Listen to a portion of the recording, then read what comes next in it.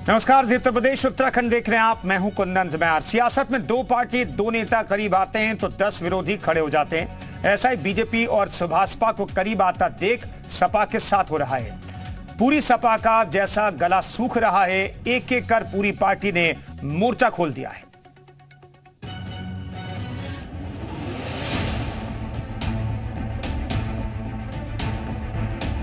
वाराणसी में सीएम योगी और ओपी राजभर के बीच करीब 25 मिनट की मुलाकात हुई।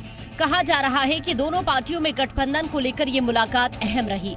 इस मुलाकात के बाद राजभर का एक बयान आया जिसमें उन्होंने राजनीति में सब संभव होने की बात कह डाली। देखिए, राजनीति में सब संभव है।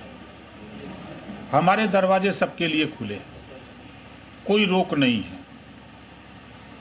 सिर्फ जो विचार, जो संघर्ष, जो लड़ाई हम लड़ रहे हैं, वो विचार में ठीक है, हम सारी बात हमारी नहीं मानी जा सकती, हम उनकी सारी बात नहीं मान सकते, तो कुछ तो बात उनकी भी मानी जाएगी, कुछ हमारी भी बात मानी जाए, तो कमोवेश बात बन सकती है।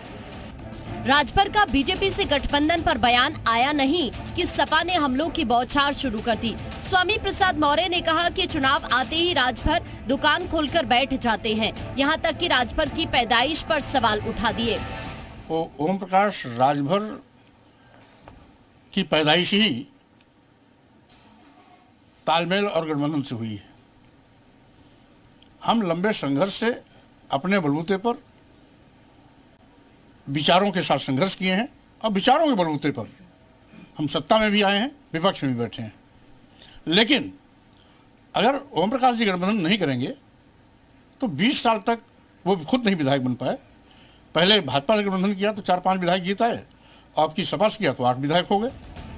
स्वामी ने राजभर की पैदाइश पर सवाल उठाया तो राजभर कहां पीछे रहने वाले। उन्होंने स्वामी को साइकिल चोर करार दे दिया, उन्हें पार्टी छोड़ बता दिया। एक साइकिल चोर को साइकिल चोर सब दिखते हैं, ठीक है। अब आप बताइए कि बहुजन समाज पार्टी में 4 बार मंत्री थे, कभी उन्होंने दूसरे कोयरी को हिस्सा दिलाने के लिए लड़ा? छोड़ दीजिए दूसरी जाति को, कोयरिया की बात हम करें, सामाजिक न्याय की बात उन्होंने कभी किया? बहुजन समाज पार्टी में 4 बार थे, 27% रिजर्वेशन जो लागू हुआ उसमें हिस्सा दिलाने के लिए बात किया कभी? जबान खुली, जबानियां काट ली जाती। स्वामी और राजभर में जुबानी जंग के बीच शिवपाल यादव का दावा है कि किसी राजभर नाम की चुनौती को वो मानते ही नहीं, क्योंकि जनता ने बीजेपी का साथ छोड़ दिया है। हमारा और समाजवादी पार्टी का सबका प्रयास है, सभी सेकुलर पार्टी एक होकर के भारतीय जनता पार्टी को हराए। ये तीखे तीखे बयान और उनकी धार बताती है कि पार्टियां अपनी साख और सियासत को लेकर कितनी उतावली हो चुकी हैं। किसी ने कुछ बोला नहीं, जवाब तुरंत दिया जा रहा है। इस तरह का किसी को भी ख्याल नहीं है, केवल जीत और हमले का उन्माद है। ब्यूरो रिपोर्ट, जी मीडिया। तो सबसे बड़े दंगल में राजभर फैक्टर की हम बात कर लेते हैं। दरअसल पूर्वांचल में लोकसभा के करीब 26 सीटें और पूर्वांचल में दबदबा कहा जाता है, खासतौर पर कुछ सीटों पर राजभर की पार्टी का। कई सीटों पर राजभर समाज का प्रभाव है और इसलिए ओम प्रकाश राजभर इंपॉर्टेंट हो जाते हैं सभी दलों के लिए। 14 लोकसभा सीटों पर राजभर का वोट निर्णायक भूमिका निभाता है।